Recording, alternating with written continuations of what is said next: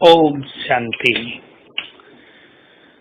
हम एक सुंदर समय पर खड़े हैं जिसे पुरुषोत्तम संगम युग कहा जाता है। हमें इस समय अपनी स्थिति को बहुत महान बना देना है। कितना महान कि हम संसार को बहुत कुछ दे सकें, हम संसार की आत्माओं को सहारा दे सकें, हम उनके रक्षक बन सकें, उनके इष्ट देव देवी बनकर उनकी जन्म जन्म की कामनाओं को पूर्ण कर सकें। इसके लिए हमें अपनी स्थिति एक बल, एक भरोसे पर ले जानी है। केवल बाबा, उसके ही सहारे जीना, उससे शक्तियां प्राप्त करके अपने अंदर इतना कॉन्फिडेंस बढ़ा देना कि हमारी स्थिति निराधार हो जाए। समस्याएं आए, बीमारी आ जाए, कोई विशेष बात हो जाए, केवल उसकी तरफ ध्यान जाए, जिसके लिए बाबा कहते हैं कि अंत में एक बाप के सिवाय कुछ भी याद ना आए। देखिए, तुलसीदास ने भी रामचरितमानस की रचना करते हुए कह दिया, जन्म जन्म मुनि जतन कराही, अंत नाम सिमरन नहीं पाई।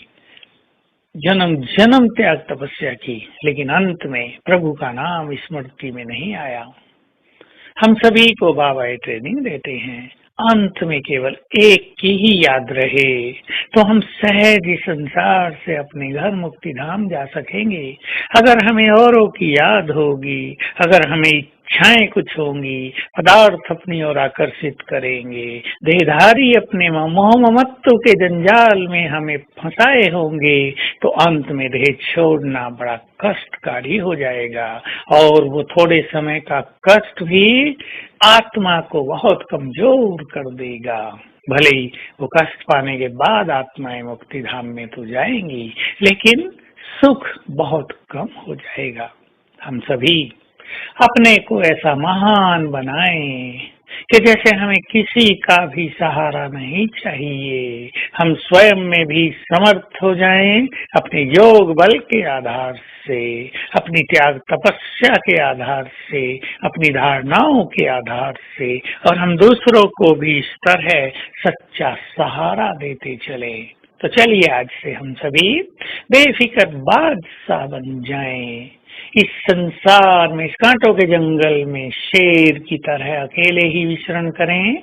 इसका अर्थ ये नहीं कि हम घर बार छोड़ के चल दें, आप बच्चों का ध्यान न दें, लेकिन बहुत समर्थ, किसी भी समस्या से घबराने वाले नहीं, निर्भय बेफिक्र बादशाह।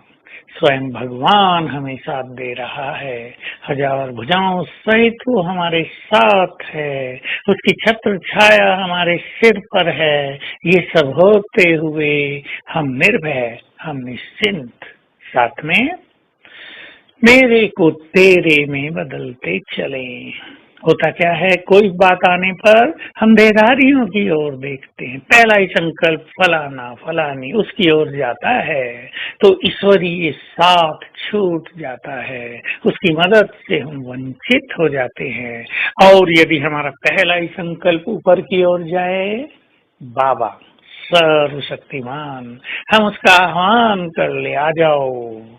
ये प्रैक्टिस हमें लंबे काल की चाहिए, तब अंत में हमें उसकी याद आएगी। अभी से हम बहुत अच्छी प्रैक्टिस करें, भिन्न भिन्न बातों में उसकी याद आए, उसको बुला लें। अब बाइक से भी जा रहे हैं, कहीं कुछ हो जाता है, फोन करें, उसको करें, उसको करें, इसकी स्मृति के अलावा आ जाओ बाबा।